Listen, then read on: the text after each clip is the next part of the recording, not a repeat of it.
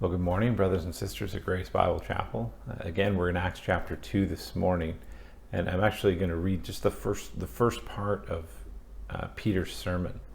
This amazing first sermon at the day of Pentecost, after the Holy Spirit has been given to the disciples, and they speak in the languages of all of the people who were there from all over the Roman Empire, gathered to Jerusalem the day of Pentecost. And he speaks this sermon, and we're gonna do the first part of it today and the second part tomorrow.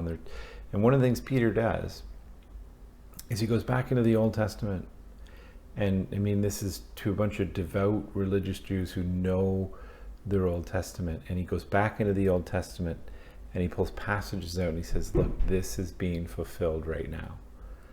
And we see that as he begins. He goes back into the book of Joel, and it's a prophecy about this God pouring out his Spirit on his people. And so let's just take a look at it. We're starting at verse 14 of Acts chapter 2.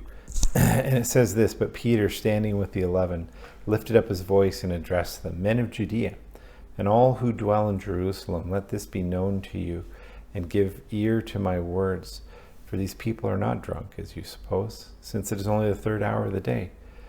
But this is what was uttered through the prophet Joel. So he's saying, like, this, what you thought people were drunk? No, what you're experiencing now, what you're seeing now, this is what was uttered through the prophet Joel. Then he goes on to quote from Joel, and he says, And in the last days it shall be, God declares, and I will pour out my Spirit on all flesh, and your sons and your daughters shall prophesy, and your young men shall see visions, and your old men shall dream dreams, even on my male servants and female servants. In those days I will pour out my Spirit, and they shall prophesy.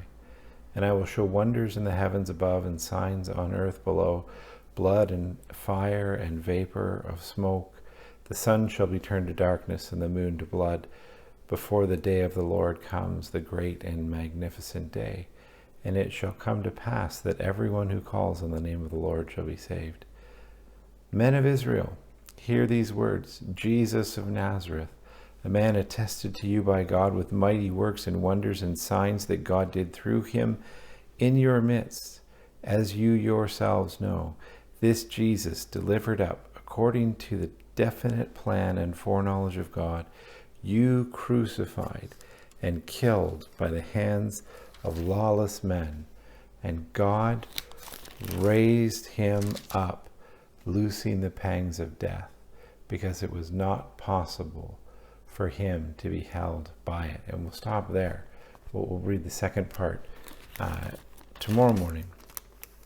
But man, what an amazing sermon, and this prophecy about God pouring out his Spirit. It says this is happening now. And the reason it's happening, he gives the reason. He says, like, this is being fulfilled. And the reason it's being fulfilled is because of Jesus Christ. This is who you knew. And you knew he did mighty works. He did them amongst you. He was, God worked through him in a mighty way in your midst, and you know it.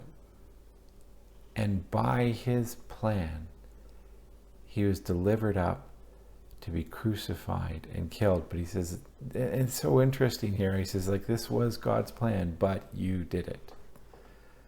It's like, yes, it was God's definitive plan for this to happen, but it doesn't absolve you of your own actions, of what you have done. And you killed him by the hands of lawless men, but God raised him up, loosing the pangs of death, because it was not possible for him to be held by it. And so this amazing picture of the gospel, what Jesus did, what he accomplished, that he was God himself, that he came, and that even though, and that there's so many of these men here who probably were there at the crucifixion of Jesus, or at least in the city at the time, and they've been aware of everything that's going on. And here Peter says, no, he not only did he die, you killed him, you handed him over to the Romans, and he was crucified and he died, but God raised him up.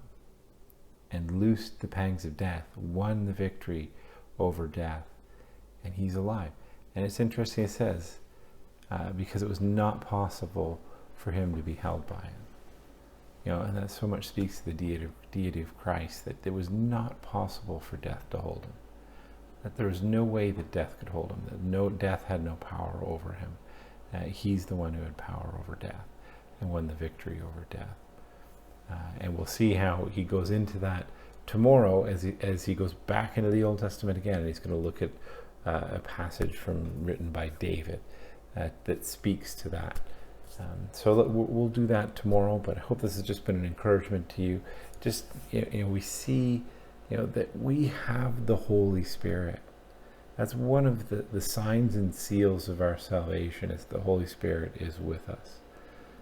And he's the amazing, powerful work that the Holy Spirit is doing in each of us is internal, really. It's the Spirit's job, or the Spirit's work, is in us to change us. And that's a wonderful thing. And so we'll take a look at the rest of the sermon tomorrow. I hope this has been an encouragement to you. God bless, and have a good day.